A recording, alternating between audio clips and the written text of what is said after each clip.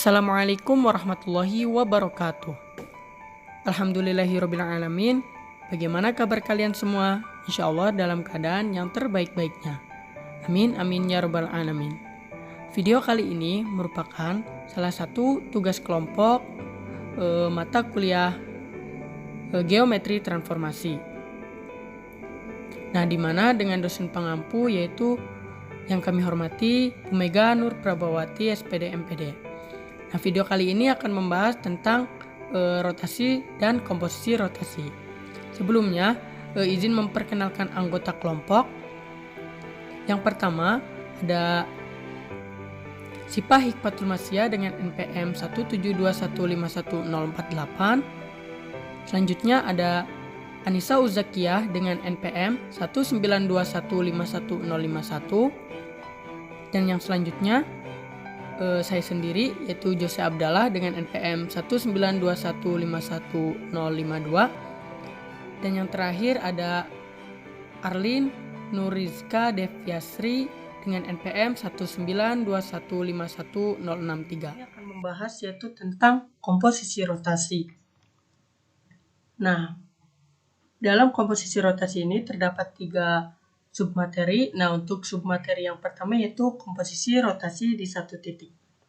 Nah, pada subbab ini kita semua akan mempelajari himpunan yang terdiri dari semua rotasi yang dirotasikan terhadap titik pusat yang sama gitu, dengan operasi komposisi. Bahwa komposisi rotasi merupakan bagian dari transformasi juga gitu. Nah, berdasarkan teorema 5.10 bahwa komposisi dua rotasi dengan pusat pada titik yang sama merupakan rotasi dengan pusat yang sama pula. Gitu. Contohnya seperti ilustrasi titik A gitu dirotasikan dengan pusat titik P dengan sudut atau sudut rotasinya itu 30 derajat, maka menghasilkan sebuah bayangan gitu, sebuah bayangan aksen. Nah, di mana aksen juga kita rotasikan terhadap pusat P lagi dengan derajat atau sudut 60 derajat, sehingga menghasilkan bayangan yang kedua. Nah, ilustrasi tersebut merupakan komposisi rotasi di satu titik. Nah, buktinya pada titik A bidang Euclid V, di mana sudut rotasi yang pertama itu di antara negatif 180 derajat sampai 180 derajat. Dan sudut rotasi yang kedua itu di antara negatif 180 derajat dan 180 derajat pula. Sehingga rotasi titik A terhadap sudut yang pertama dan rotasi titik A terhadap sudut yang kedua. Nah, berdasarkan teorema 5.4 yang dijelaskan oleh teman anggota kelompok saya gitu, yaitu Anissa Uzakiyah, bahwa rotasi A terhadap sudut yang pertama itu sama saja dengan mu T yang berkomposisi dengan US, di mana titik A tersebut itu merupakan perpotongan dari garis T dengan garis S, sehingga sudut dari S ke T itu adalah setengah dari sudut rotasi yang pertama. Begitupun juga rotasi titik A dengan sudut yang kedua. Sama saja bahwa titik A merupakan perpotongan antara garis M dengan garis T, sehingga sudut dari T ke M itu sama saja dengan setengah dari sudut rotasi yang kedua. Sehingga sudut dari komposisi rotasinya adalah setengah dikali sudut yang pertama ditambah sudut yang kedua. Sehingga komposisi rotasi terhadap sudut yang kedua dengan komposisi rotasi atau dikomposisikan terhadap rotasi dengan sudut yang pertama itu sama saja dengan UM dikali mu T, MUM dikomposisikan dengan mu T dikali mu T dikomposisikan dengan UN. Sehingga kita kalikan, sehingga diperoleh mu M dikomposisikan dengan mu T dikomposisi dengan mu T Kemudian dilanjutkan dengan komposisi mu S. Nah, di sini kan mu T dikomposisikan dengan mu T itu dalam teorema 5.4 itu menghasilkan epsilon. Sehingga diperoleh mu M dikomposisikan dengan mu S. Jadi komposisi terhadap titik A dengan sudut yang kedua dan sudut yang pertama itu sama saja dengan komposisi titik A terhadap sudut tertentu dengan sudutnya itu setengah dikali sudut yang pertama ditambah sudut yang kedua. Nah, untuk teorema 5.11, bila sudut yang pertama dan sudut yang kedua itu terdapat hubungan, maka hubungannya itu sebagai berikut. Nah, untuk yang pertama, jika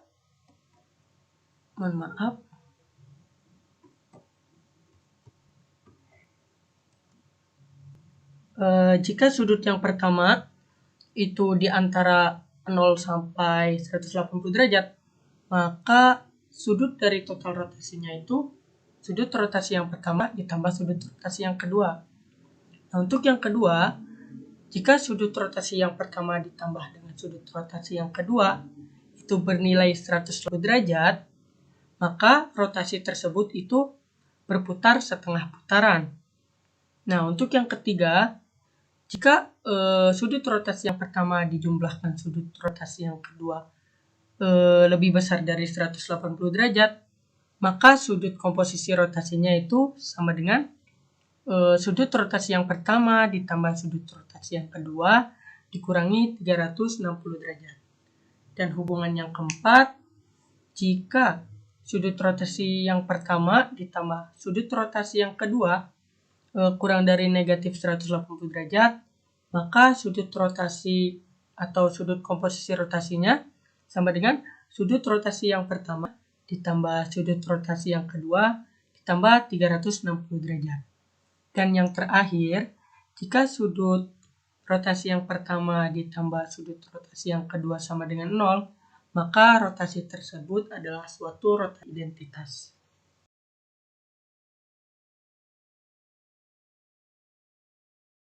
Nah, sekarang kita akan membuktikan dari teorema 5.11, di mana adalah hubungan antara θ1, θ2, dan θ.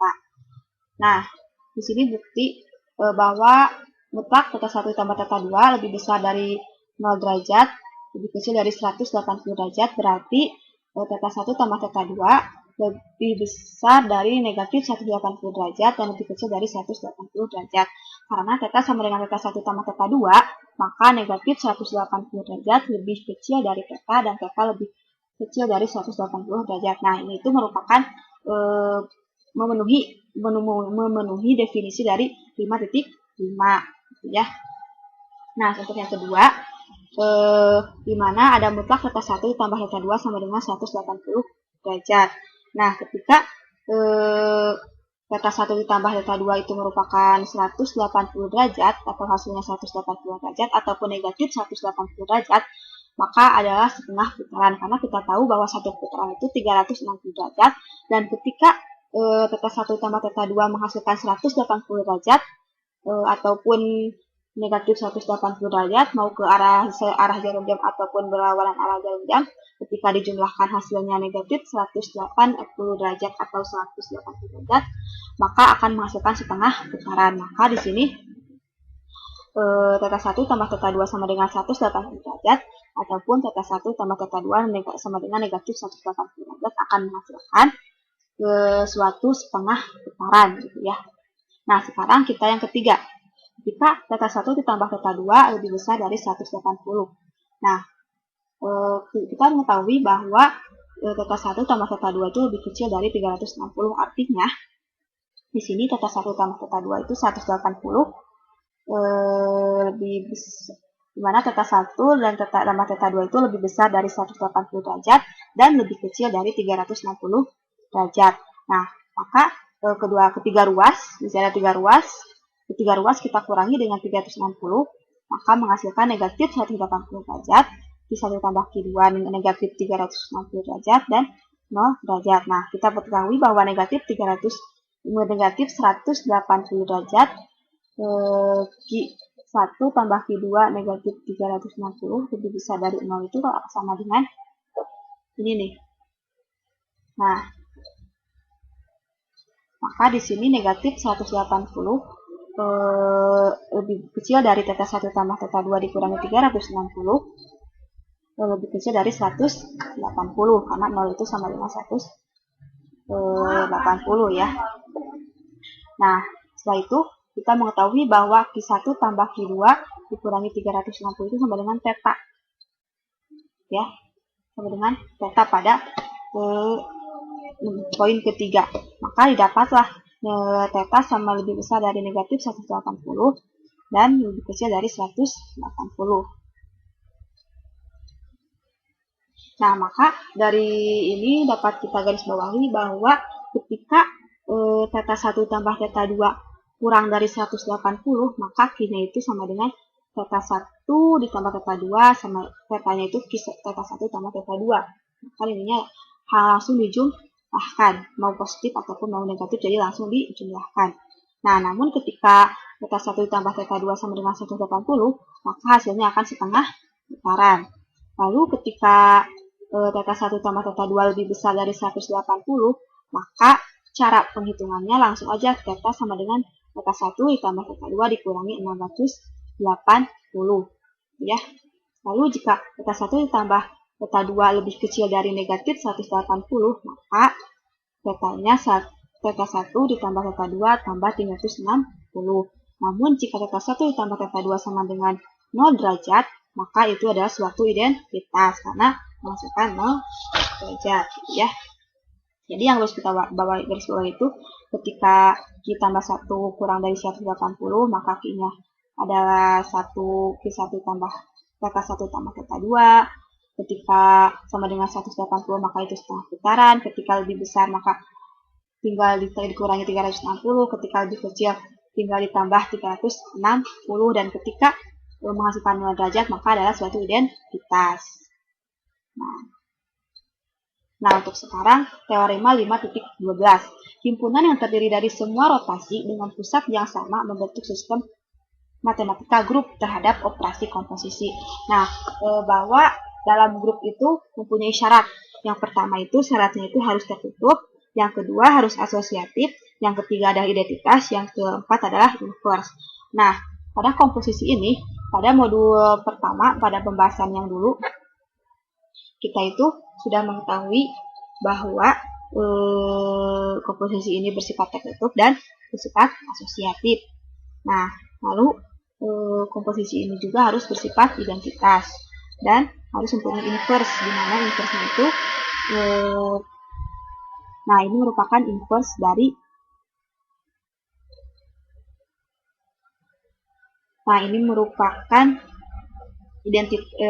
identitas dan ini merupakan inverse. Himpunan semua transformasi T membentuk grup terhadap operasi komposisi transformasi karena setiap rotasi merupakan transformasi. Apabila R himpunan semua rotasi-rotasi dengan pusat yang sama, maka R berbagian dari T berdasarkan teorema operasi komposisi tertutup pada R. Dan berdasarkan teorema titik 9, apabila ada A, θ, elemen R, maka ini berbentuk inverse elemen dari R. Karena tertutup terhadap operasi komposisi dan setiap elemen ada R mengakibatkan berdasarkan teorema dari struktur aljabar tentang subgrup, maka R komposisi merupakan subgrup dari grup transformasi. Jadi R komposisi adalah grup. Nah, jadi ketika kita ingin mengetahui suatu rotasi itu adalah grup ataupun tidak, maka kita harus menemukan syarat yang keempat. Yang pertama tertutup, yang kedua asosiatif, identitas, dan harus mempunyai inverse ya. Nah, mungkin adalah itu pembuktian dari teorema 1.2 jika teorema dari 5.11. Nah, jika kalian ingin mengetahui lebih dalamnya, kalian bisa mencari referensi-referensi yang lain yang lebih dapat kalian pahami ya. Untuk selanjutnya yaitu komposisi rotasi dengan pusat berlainan.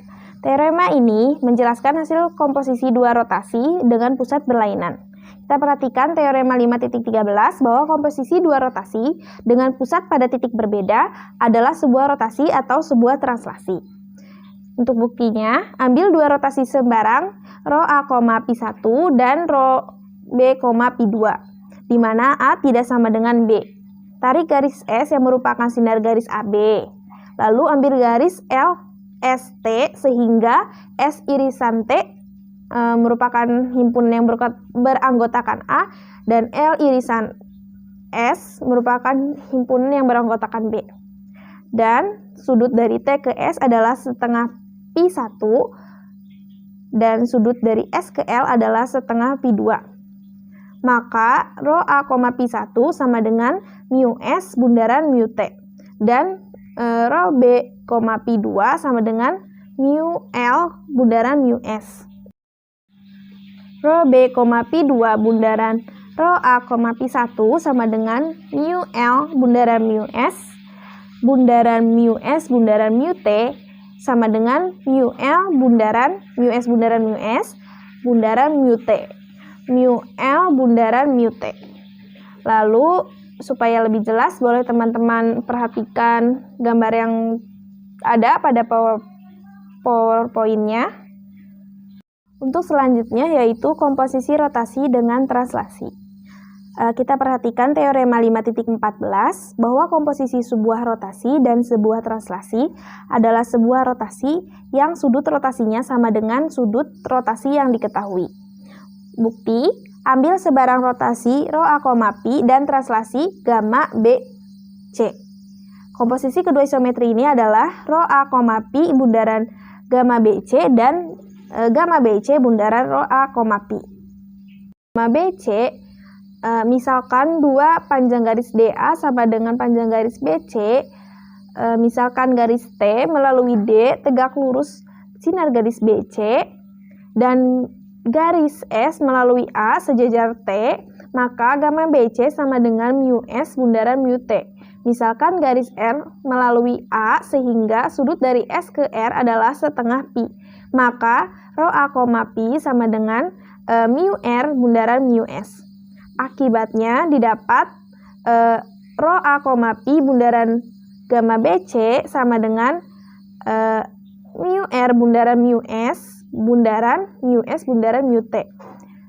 Mu R bundaran mu S bundaran mu S bundaran mu T. Mu R bundaran mu T sama dengan rho E, pi1. Di mana pi sama dengan pi1 sama dengan pi dan himpunan yang beranggotakan E sama dengan R irisan T. Untuk B, gamma BC bundaran rho AV, misalkan dua garis sejajar AF sama dengan garis sejajar BC, misalkan garis V melalui F tegak lurus garis BC, dan S melalui A sejajar V, maka gamma BC sama dengan mu V bundaran mu S, misalkan garis U melalui A sehingga sudut dari U ke S adalah setengah V. Maka rho AV sama dengan mu S bundaran mu V. Akibatnya didapat gamma BC bundaran rho AV sama dengan mu V bundaran mu S bundaran mu S bundaran mu U sama dengan mu V bundaran kali mu S bundaran mu S kali bundaran mu U sama dengan mu V bundaran elemen bundaran mu U sama dengan bundaran V mu V bundaran mu U sama dengan rho H V2, di mana himpunan H sama dengan V irisan U dan V2 sama dengan V. Teorema 5.15, himpunan semua translasi dan rotasi membentuk sistem matematika grup terhadap operasi komposisi bundaran. Bukti, Apabila dibuat tabel Cayley komposisi antara translasi dan rotasi didapat seperti di bawah ini. Akibatnya, himpunan semua translasi dan rotasi tertutup terhadap operasi komposisi bundaran. Ambil gamma AB suatu translasi, maka gamma inverse sama dengan gamma suatu translasi. Begitu pula apabila rho A V suatu rotasi, maka rho A V aksen sama dengan VA, negatif V suatu rotasi. Jadi setiap unsur dari himpunan translasi dan rotasi balikannya atau inversinya juga unsur dari himpunan translasi dan rotasi. Berdasarkan teori subgrup, dengan kedua alasan di atas dapat disimpulkan bahwa himpunan semua translasi dan rotasi membentuk sistem matematik subgrup dari grup transformasi. Jadi, himpunan semua translasi dan rotasi membentuk grup terhadap operasi komposisi bundaran. Alhamdulillahirrabbilalamin, akhirnya video kali ini telah selesai. Terima kasih untuk kalian semua atas perhatiannya, dan terima kasih yang sudah menonton video kali ini. Semoga video kali ini dapat bermanfaat untuk kalian semua. Amin amin ya rabbal alamin. Dan mohon maaf apabila dalam penjelasan dari kelompok kami kurang begitu benar-benar gitu menyampaikan materi dengan baik, mohon dimaafkan gitu. Sekian dari kelompok kami. Allahumma fiq ila aqwamit thoriq. Wassalamualaikum warahmatullahi wabarakatuh. Sampai jumpa di video selanjutnya.